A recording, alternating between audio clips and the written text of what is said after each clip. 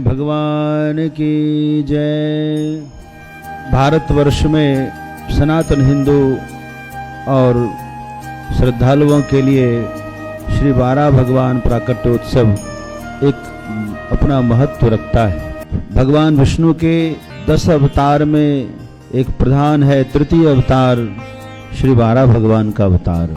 जब ब्रह्मा जी को पता चला कि पृथ्वी को एक दैत्य ने हिरण्याक्ष ने रसातल में छुपा दिया है, तब धरती के बिना सृष्टि कैसे चलेगी, सृष्टि कहाँ विस्तार होगा, संसार के प्राणी कहाँ रहेंगे। भगवान ब्रह्मा जी की चिंता को दूर करने के लिए श्री ठाकुर जी ने वाराह अवतार लिया था। मुख से सूकर मुख है और शरीर उनका दिव्य है।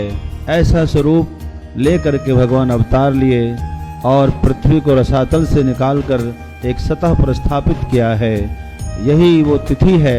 इस तिथि को हम लोग भाद्रपद मास के तृतीया तिथि मनाते हैं। भादो का महीना शुक्ल पक्ष तृतीया तिथि, जिसको हरतालिका तीज भी कहते हैं, लेकिन हरतालिका तीज से भी बढ़कर महत्व श्री वाराह भगवान जयंत्योत्सव है। इस बार भी हर्ष और उल्लास के साथ हम लोग मनाएंगे। यह जो स्थान है श्री शुकर क्षेत्र सोरो तीर्थ है। शुकर तीर्थ सोरो का अपना महत्व है। यहीं पर भगवान श्री हरि ने वाराह अवतार के रूप में सूर्य को गीता का उपदेश दिया था, जिसका उल्लेख श्रीमद् भगवद गीता के 4थे अध्याय में भगवान ने स्वयं किया है। इमं विवस्वते योगम प्रोक्तवान हमभ्यम विवस्वान मनवे प्राह मनुरुक्ष्वा कवे ब्रवीत। और एवं परंपरा प्राप्तम इमं राजर्षयो विदुष काले नेह महता योगो नष्टः परम तप स एव मया तेद्य योग प्रोक्त पुरातन। हे अर्जुन, आज जो हमने सबसे पूर्व में सूर्य को गीता का उपदेश दिया था, वही आज तुझे उपदेश देता हूँ, परंपरा से प्राप्त। तो शुकर क्षेत्र सोरो में भगवान की एक विशेष बात यह है कि जब हमारे ठाकुर श्री वाराह भगवान ने हिरण्याक्ष का वध किया था, तो उनको ब्रह्म हत्या का दोष लगा था, जिसके कारण उनका शरीर काला पड़ गया था।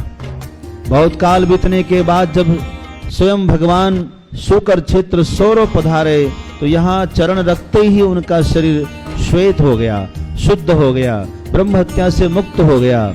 इसलिए इस तीर्थ का एक विशेष महत्व है। तब ठाकुर जी का नाम पड़ा श्वेत वाराह। वर्तमान जो कल्प चल रहा है, श्री श्वेत वाराह कल्प चल रहा है। कल्पाधिपति भगवान श्री वाराह का यह क्षेत्र, यह तीर्थ है, इसलिए उसको शुकर क्षेत्र कहते हैं। भगवान की वंदना देवताओं ने, ब्रह्मा जी ने स्वयं किया है। जितम जितम जित ते जित यज्ञ भावनः त्रयीं तनुं स्वाम परिधुन्वते नमः। यद रोम गर्ते सुलिल्युरध्वरास्तस्मै नमः कारण शुकरायते। तो हर पुराणों में श्री वाराह भगवान का वर्णन है। वाराह भगवान ने जो उपकार किया है वह कभी भूला नहीं जा सकता है।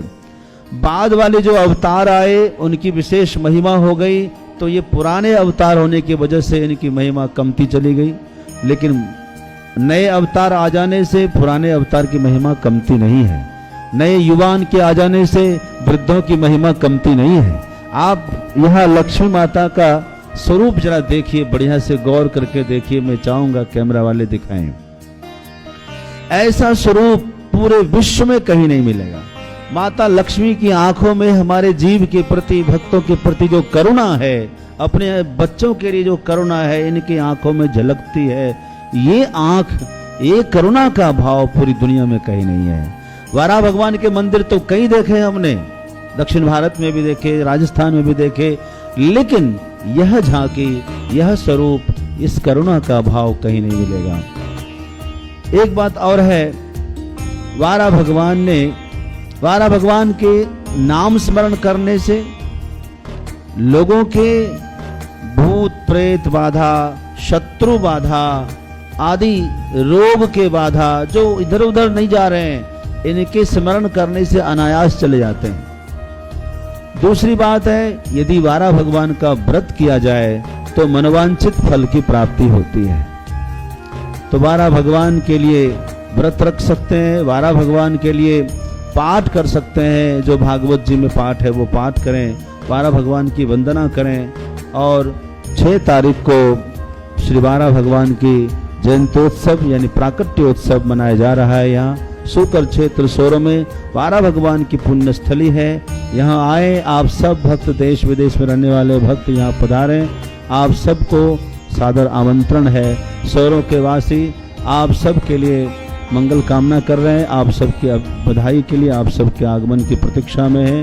बहुत बहुत बधाई सभी को।